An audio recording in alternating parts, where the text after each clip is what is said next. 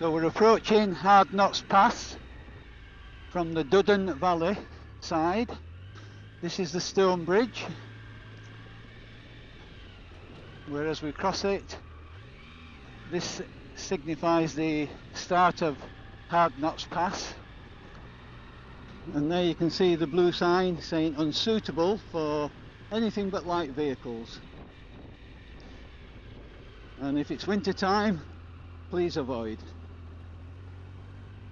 So this first quarter of a mile of Hardknott Pass from this side is quite flat, nothing too much challenging. So we're just going to speed the video up until we get to the first steep hairpin.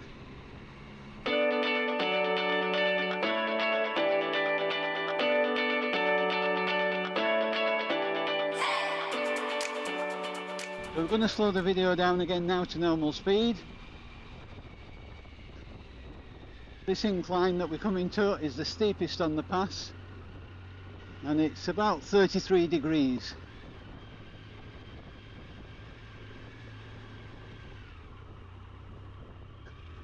Got my mate Paul behind. It's very scenic and picturesque with its little stone bridges. Tight hairpin coming up. In first gear here at this point. You may have thought that one was tight, but there's tighter ones to come.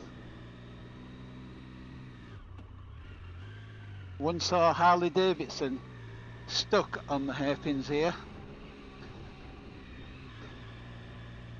Hopefully we don't meet anything coming down the other way. And then this is probably the tightest hairpin on this side. Probably going to slip it on the clutch a little. Not the best I've done that one. Hopefully my mate Paul is still behind us.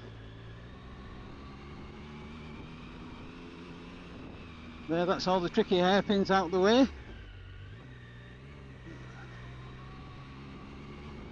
Now I have done the famous Hardknott pass in Scotland, over by Applecross, but in my opinion this is a lot more difficult and challenging on a motorbike than Hardknott. Hardknott is a bit more, it's longer, but the hairpins are not as tight and the ascent's not as steep.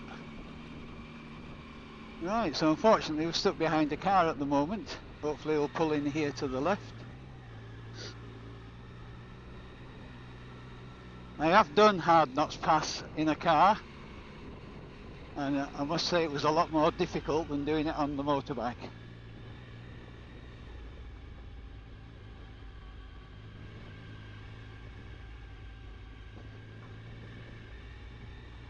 So we're nearly at the top now on this side.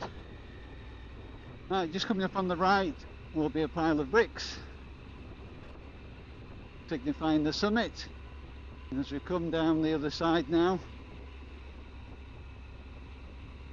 should get a lovely view looking into Eskdale. It's a little bit misty, a bit grey, but if you can imagine this in the summer in the sunshine, absolutely gorgeous scenery. See a wagon there on the right hand side. I would imagine he's done this trip a few times. So in about 100 metres we'll be coming to the trickiest part of Hardknott Pass, which is a very sharp left and right hairpin with about a 30-degree decline.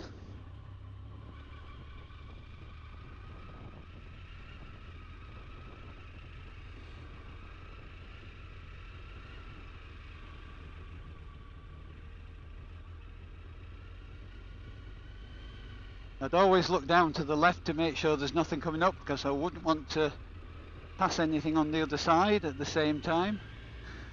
If you overshoot this, you'll be over the edge. This is probably about 30 degrees, this one.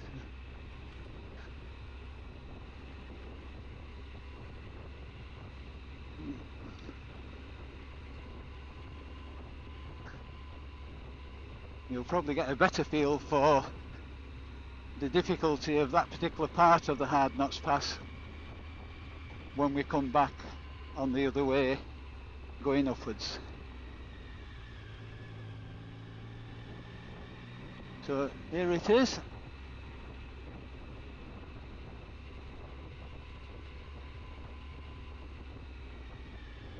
Very tight right hand hairpin, keeping the bike going and leaning it over to the right.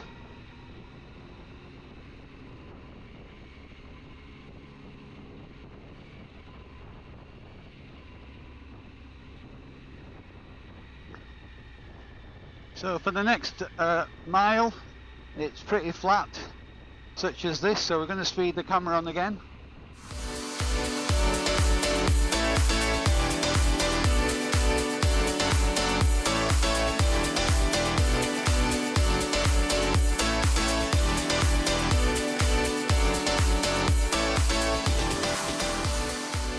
Right, just slowing the camera down to normal speed. A couple of tricky hairpins towards the bottom of Hardknott Pass. Probably just about half a mile to go now to the end.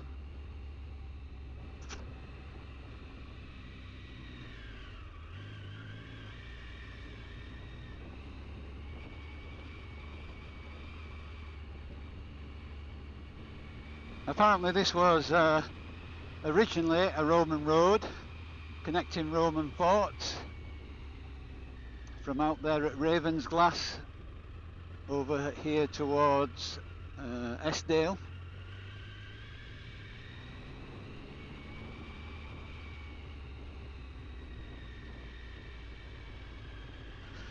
So yeah, apparently it was built in about AD 110 originally.